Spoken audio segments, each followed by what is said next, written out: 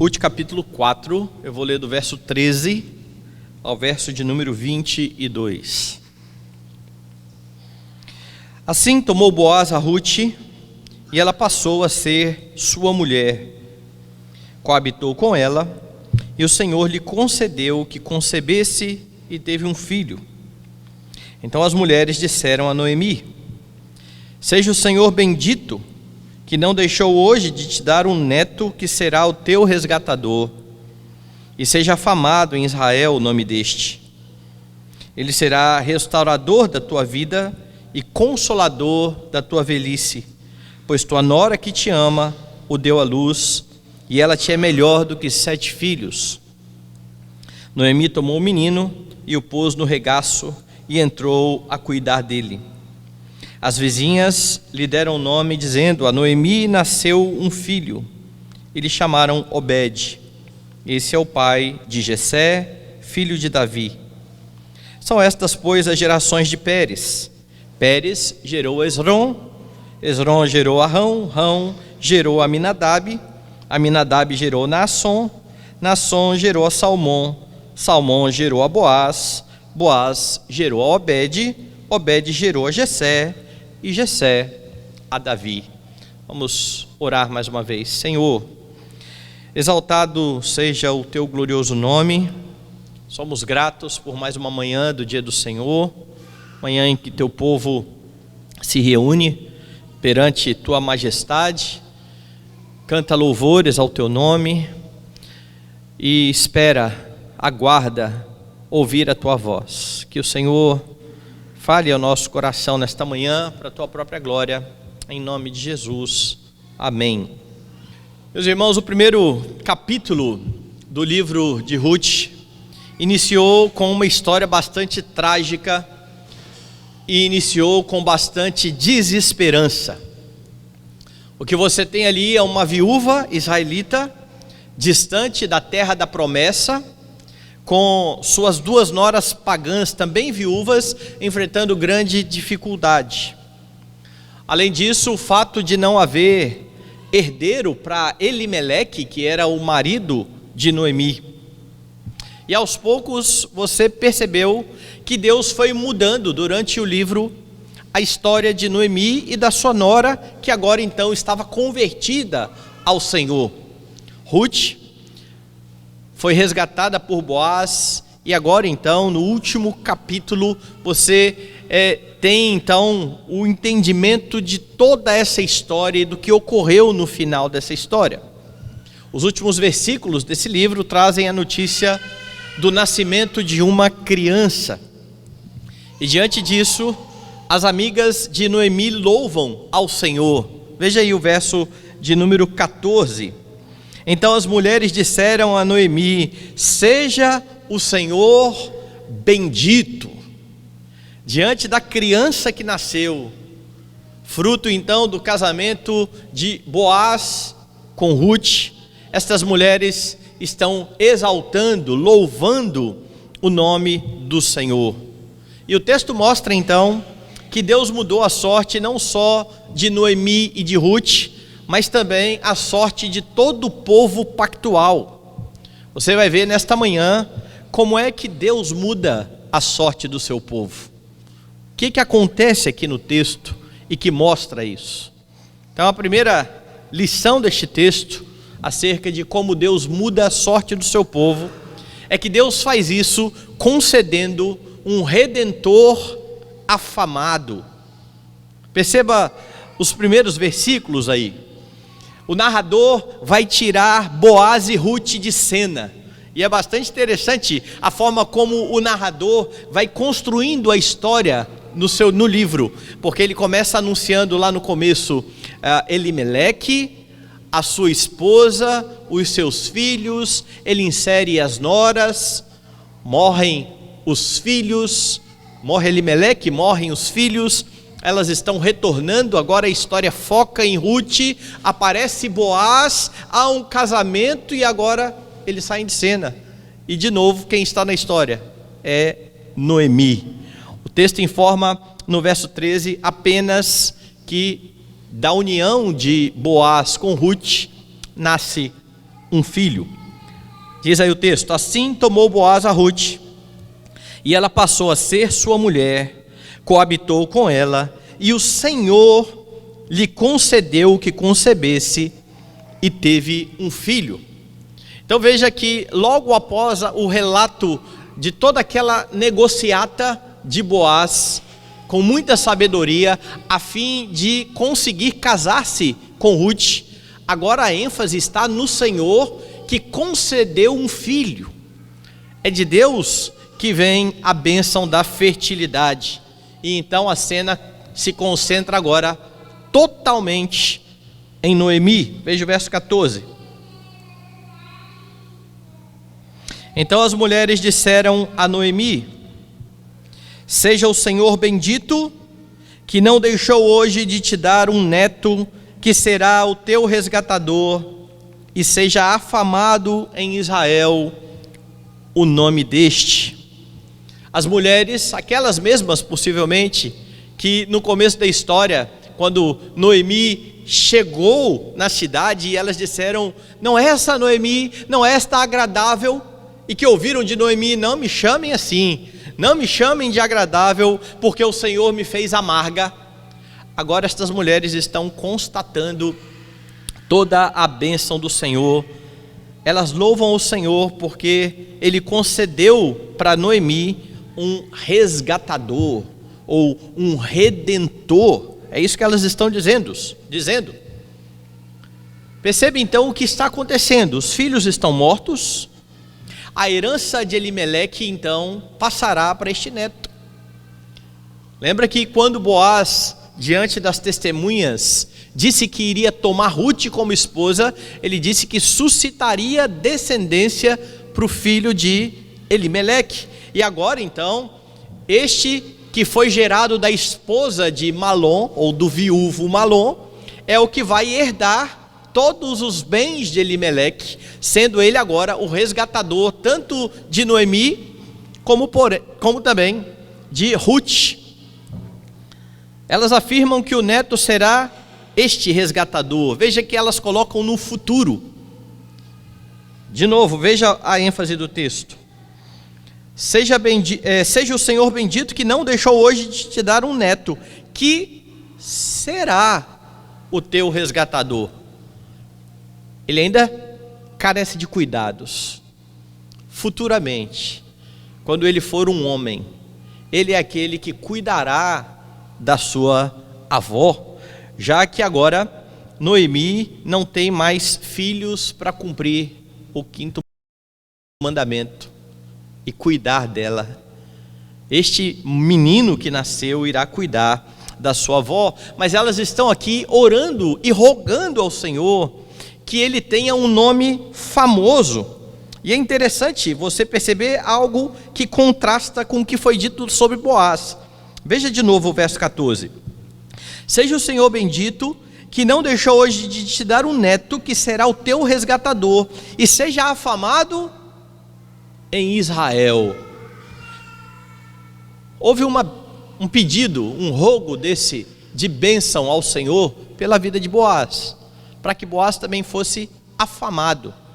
Mas veja lá no versículo 11: todo o povo que estava na porta e os anciãos disseram: somos testemunhas. O Senhor faça esta mulher que entra na tua casa como a Raquel e como a Lia, que ambas edificaram a casa de Israel, e tu, Boaz, ate valorosamente em Efrata, e faz o teu nome afamado em Belém. Já o resgatador que vem de Boaz terá o seu nome afamado em Israel. A ideia aqui é que a fama do filho de Boaz seja ainda maior do que a fama do próprio pai. É esse o pedido que está sendo feito aqui. E o verso 15 vai mostrar quais são os benefícios que este resgatador trará para sua avó. Dê uma olhada lá no verso 15. Ele será restaurador da tua vida e consolador da tua velhice, pois tua nora que te ama o deu à luz, e ela te é melhor do que 7 filhos.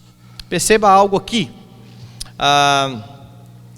Deus está concedendo agora a Noemi benefícios por meio deste resgatador que foi dado a ela. E o primeiro que é mencionado aqui, ele será o restaurador da sua vida. Literalmente, a ideia aqui essa expressão é: ele será, ou ele fará voltar a vida. Essa é a ideia do texto. Restaurar, voltar. Ele fará voltar a vida. O que está sendo dito aqui? E por que isso está sendo dito aqui? Lembre aí que Noemi não tinha mais marido, não tinha mais filhos, não havia descendência a fim de herdar o nome de Elimeleque. Havia acabado a vida, pelo menos a vida daquela família, ou aquele nome. E por meio deste resgatador, a vida retornaria. E é interessante que a situação que outrora revelou o coração amargo de Noemi, ou seja, a morte do seu marido e filho, eu quero que você volte aí no capítulo 1 para ver como foi que ela se expressou lá na época. No verso 20: porém ela lhes dizia: não me chameis Noemi, chamai-me Mara, porque grande amargura me tem dado Todo-Poderoso. Ditosa eu parti, porém o Senhor me fez voltar pobre. Por que, pois, me chamareis Noemi, visto que o Senhor se manifestou contra mim e o Todo-Poderoso me tem afligido? Perder o marido e perder os filhos revelou toda esta amargura do coração dessa mulher. E então a vida parecia não fazer mais sentido. Ela perde toda a perspectiva que vem pela frente. E esse então é o contraste, porque se antes não havia mais sentido na vida, porque não havia um filho, agora novamente há um filho, há um herdeiro, o que explica o que foi dito aí no verso 17, na parte A. As vizinhas lhe deram o nome dizendo: a Noemi nasceu-lhe um filho. Não é curioso você ser um filho, né, de Ruth? É por isso que eu estou dizendo que o autor agora voltou o foco para Noemi e para como Deus está restaurando o coração desta mulher, outrora sem descendência, sem filhos. A Noemi nasceu um filho, o nome da família será perpetuado, o nome de Elimeleque permanecerá, e este é um dos benefícios trazidos por esse resgatador.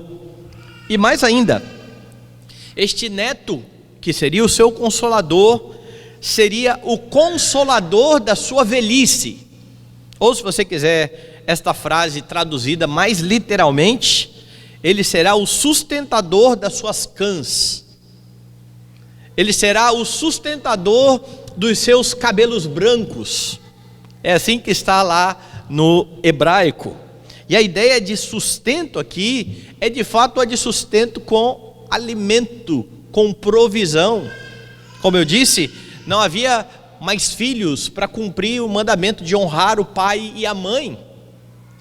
E veja que interessante, se você olhar lá no Novo Testamento, quando Paulo está tratando das viúvas da igreja, e então dá ajuda para as viúvas, Paulo vai dizer o seguinte: olha, inscreva aí para ser ajudada pela igreja as viúvas verdadeiramente viúvas. Quem eram as verdadeiramente viúvas? Aquelas que não tinham sequer filhos. Morreu o marido, ela ficou viúva, ela não tem filho para cumprir o 5º mandamento e sustentá-la, então a igreja iria assumir este papel. Esse é o caso dessa mulher. Ela não tem mais filhos, mas agora o resgatador é aquele que garantirá provisão de alimento, sustento para esta mulher. Daí então a ideia de que ele será o sustentador da sua velhice ou dos seus cabelos brancos. Se no início do capítulo havia fome, agora Deus provê alguém para sustentar Noemi na sua velhice. Há também a constatação aqui de como Deus estava abençoando esta mulher, Veja o que diz ainda aí o texto. Verso de número 15.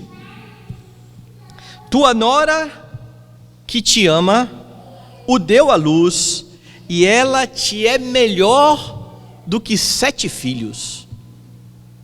Preste bem atenção nesta afirmação agora do autor. Quando Noemi voltou de Moabe, ela voltou com a sua nora, e com a sua nora convertida, que tinha jurado, prometido fidelidade, prometido que não abandonaria Noemi, a não ser que acontecesse a morte.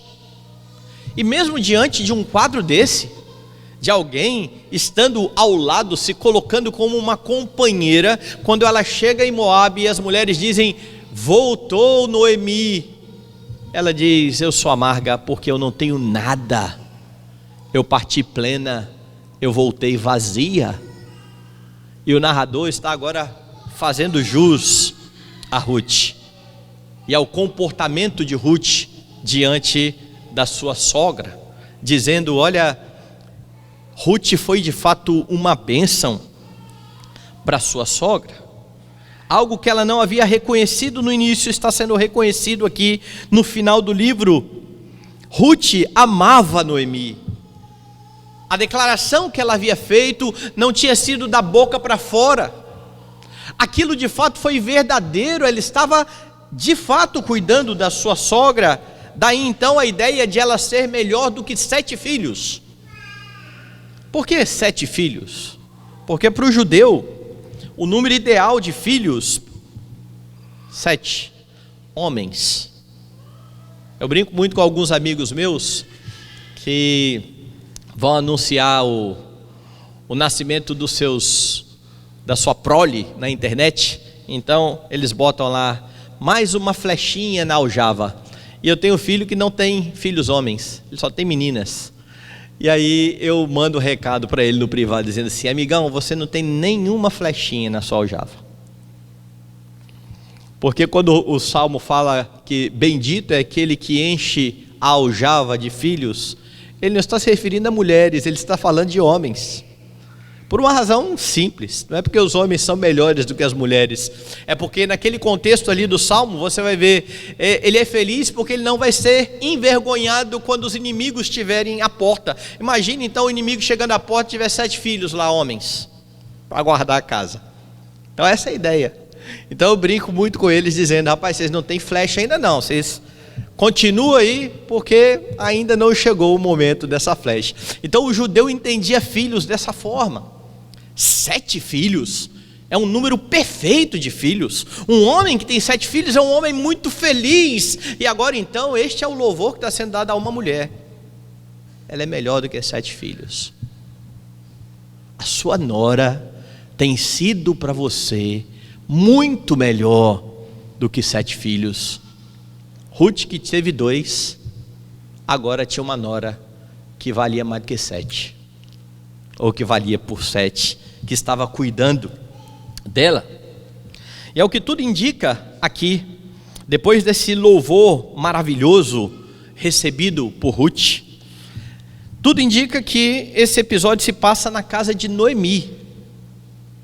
Porque veja, no versículo 13, o autor está dizendo o seguinte: assim tomou Boaz a Ruth e ela passou a ser a sua mulher. Então veja a cena, ele esteve ali com as testemunhas, ele disse diante das testemunhas que tomaria como esposa, e então está constatado isso no verso de número 13, e então nasce um filho. A partir do verso 14, as mulheres então estão interagindo com Noemi. Pode ser que elas tenham levado o neto à casa de Noemi, pode ser que esta cena se passe na casa de uma das amigas, mas não é na casa de Ruth e de Elimeleque. Ela já estava morando com Boaz, mas ela ainda mantinha um relacionamento próximo com a sua nora, confiando a sua nora a criação do seu filho.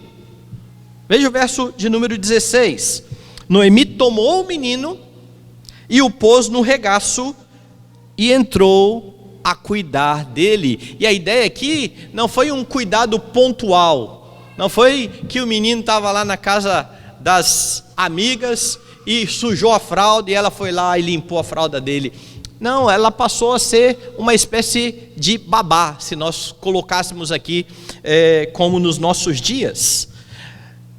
Ela estava agora confiando o filho à sua sogra, pois ele seria o resgatador dela na sua velhice. Verso 17, as vizinhas lhe deram o nome dizendo: a Noemi lhe nasceu um filho, o que mostra exatamente que era isso que estava acontecendo. Meus irmãos, Deus muda a sorte do seu povo concedendo um redentor afamado, mas esse aponta para aquele que é o maior dos redentores.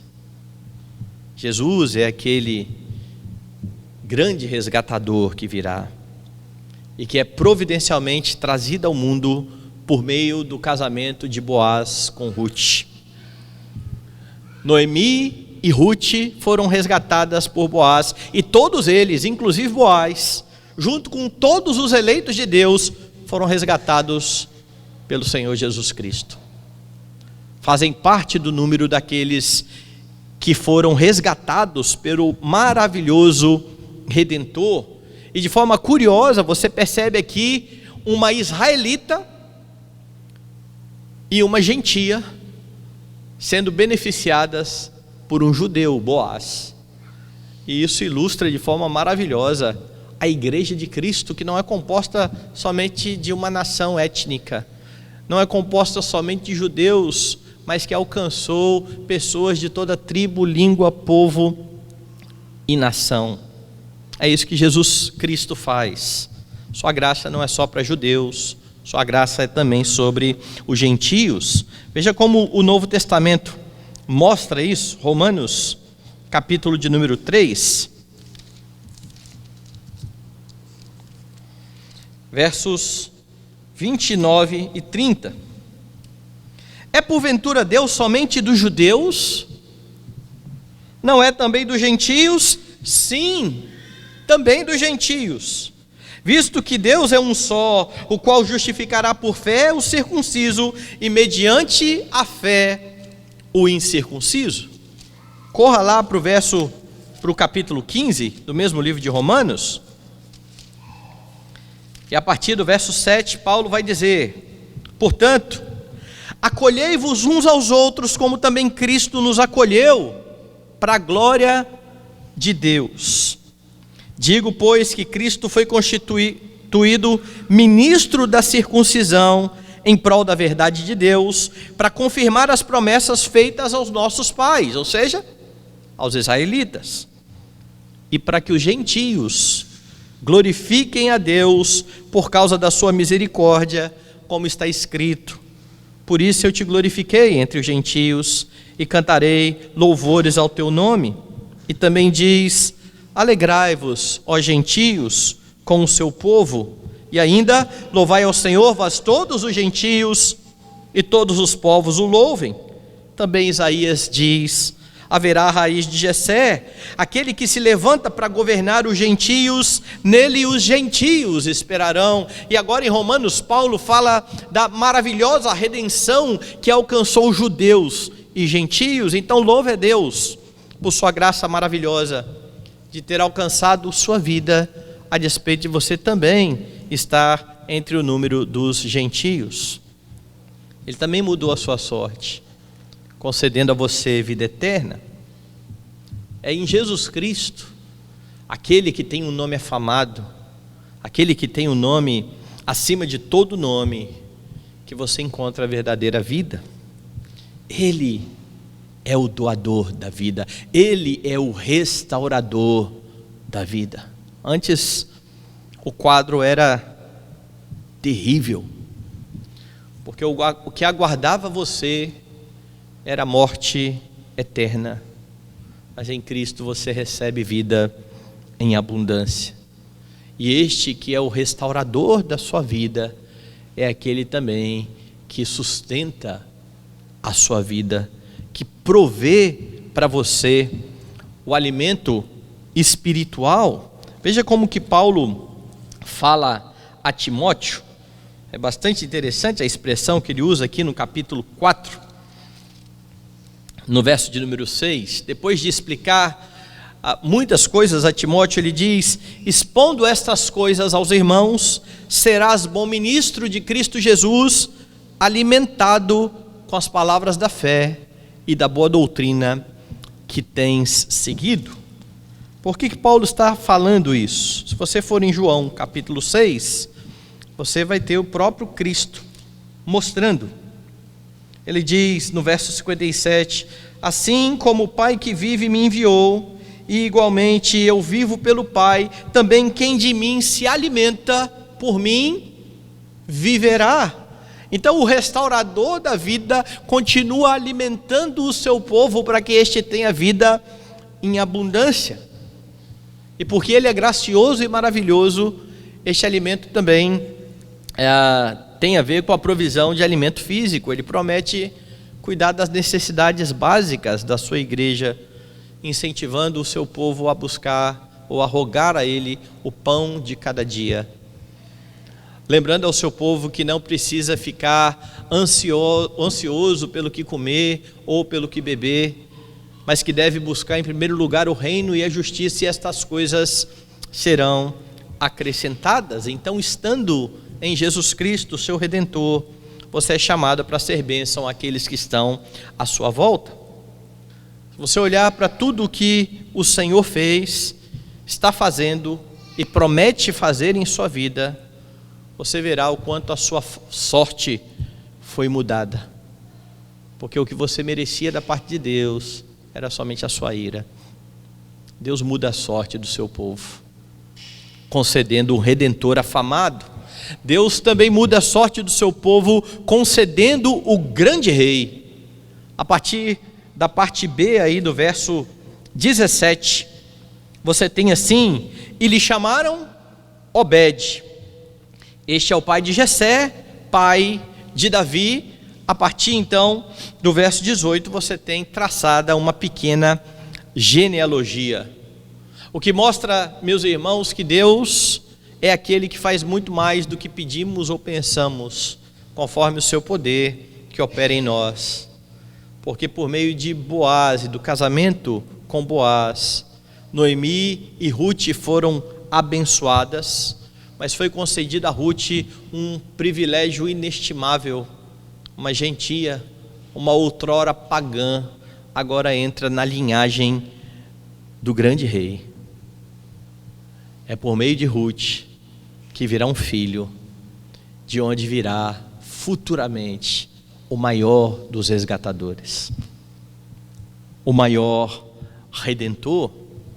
Como eu disse, o livro de Ruth faz transição entre o tempo dos reis e o tempo dos juízes.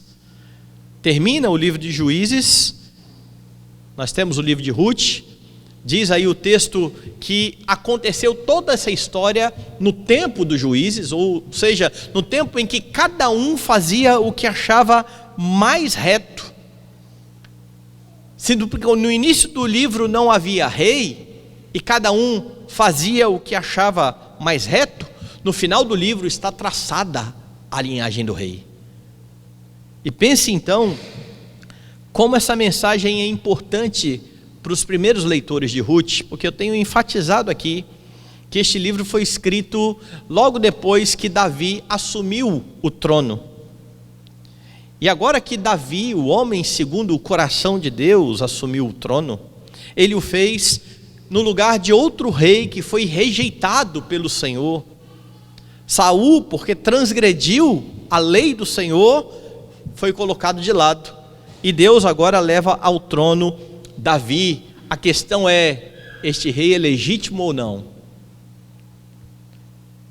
E o livro de Ruth vem mostrar a legitimidade do rei que está sentado agora no trono de Israel. Lá no início, cada um fazia o que era mais reto, e você tem Elimeleque, que a despeito do seu nome, que significava meu Deus é rei, está agindo de forma contrária ao que preceituava o Senhor, tentando fugir da sua ira. Mas Deus, em sua misericórdia, agora está cumprindo a sua promessa de trazer o seu rei ao seu povo. Isso mostra que você pode confiar inteiramente no Deus que governa todas as coisas e que está de fato cumprindo o seu plano no decorrer dos tempos. E mesmo, irmãos, as tragédias da vida, como esta que é descrita no livro, uma mulher sem marido e sem filhos, vez por outra nós vemos notícias assim. Essa semana eu recebi a notícia de um pastor que perdeu a sua filha, o seu genro e um netinho.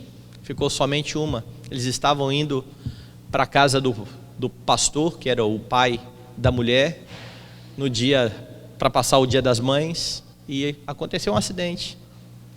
E agora você tem uma menina, ou é a menina ou um rapazinho órfão.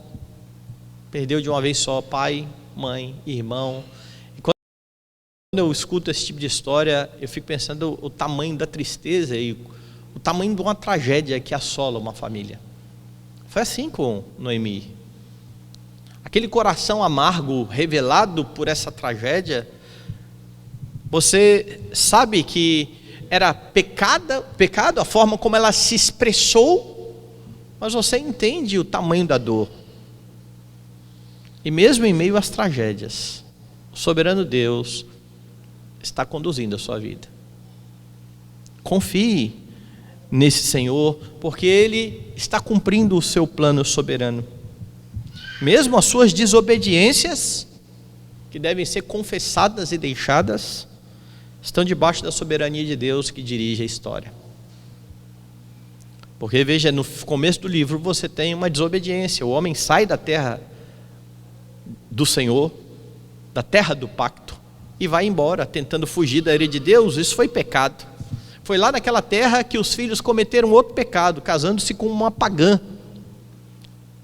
Mas Deus mudou toda a sorte e toda a história, convertendo uma daquelas pagãs. E agora ela está aqui na linhagem do grande rei. Confie no Deus que governa a sua história. Porque a despeito de tudo, Deus reina de fato. E por meio de uma história cheia de desobediências, Ele leva ao trono o descendente de Judá, como prometido lá em Gênesis. Saul não era da tribo de Judá, Saul era da tribo de Benjamim. O narrador não traça aqui todos os descendentes de Davi, mas fica clara a linhagem que vem sendo preservada desde que Deus disse que da mulher viria aquele que iria esmagar a cabeça da serpente. E como eu disse, na bênção de Jacó a Judá, foi dito a Judá que o cetro não se apartaria de Judá até que viesse aquele a quem pertence o cetro. E isso foi dito a Judá num tempo em que sequer existia uma nação. Você tinha os filhos, você tinha um clã, mas não havia nação, tampouco havia a possibilidade então de um rei. Mas o cetro não se apartará de Judá. Pérez descende de Judá, e a partir de Pérez então aqui são traçados os descendentes até Davi. Alguns nomes aqui dessa linhagem me chamam atenção, não por sua história, porque você quase não sabe a respeito deles. Você tem a menção destes homens na Bíblia, mas você não sabe das histórias. Mas alguns dos nomes me chamam a atenção, dos significados dos nomes. Por exemplo, Rão significa exaltado, ou aquele que é exaltado. Obed significa servo. Davi significa amado. E essa é uma questão apenas curiosa. Mas o maior dos descendentes de Boaz, de fato, terá todas essas qualidades, sendo o nome mais exaltado, o servo sofredor, o amado pai, o amado do pai. Então Jesus, o resgatador, é também o grande rei de toda a terra. Para resgatar seu povo, ele se ofereceu como oferta perfeita, sendo também então um sacerdote e a própria oferta. Como rei, ele convoca os seus súditos de todas as nações a se dobrarem diante dele. Como sacerdote e como oferta, ele se dá como o grande resgatador. O seu Redentor, o Senhor Jesus Cristo, é este grande rei que está governando toda a terra. Diante disso, não tenha medo, não se atemorize, não fique ansioso. Você pode ter plena convicção de que ele também está conduzindo a sua história, e um dia, como rei glorioso, ele voltará para consumar todas as coisas. Seja então um súdito fiel, uma fiel testemunha, conclamando os homens a se arrependerem dos pecados e a se dobrarem diante deste rei. Muitos crentes confiam nas pessoas, confiam nos governantes, confiam na força do seu próprio braço, na sua própria capacidade. Você é chamado a confiar plenamente no seu Rei Redentor e viver diante dele a vida abundante que ele veio para dar. Meus irmãos, no livro de Ruth, Deus está lidando com o coração amargurado de Noemi, com o coração de Boaz que anseia um casamento, com o coração de uma gentia que foi salva pela graça. Há várias histórias particulares, mas a história que está acima de todas estas histórias diz respeito a Deus trazer o seu Filho ao mundo a fim de cumprir o seu plano eterno, a fim de resgatar um povo. Mais então do que a continuidade do nome de Elimeleque, Deus está preservando a linhagem da mulher por meio do casamento de Boaz e Ruth, de onde virá o soberano rei, o glorioso rei, o redentor dos filhos de Deus. Deus mudou a sorte dos personagens desse livro. Deus mudou a sua sorte, porque Deus muda a sorte do seu povo, concedendo um resgatador que é o próprio rei glorioso. A história diz respeito à glória deste rei glorioso, que na plenitude do tempo se fez homem, humilhou-se, cumpriu perfeitamente a lei, morreu em obediência ao acordo que havia feito com seu pai, estende a sua graça sobre judeus e sobre gentios. Existe um rei soberano, seu nome é Jesus Cristo. Ele é o bendito Redentor dos filhos de Deus, que são agora herdeiros com ele para todo sempre. Se você está em Cristo, louve a Deus por ele ter concedido a você tamanho privilégio. Viva cada um dos seus dias para a glória dele.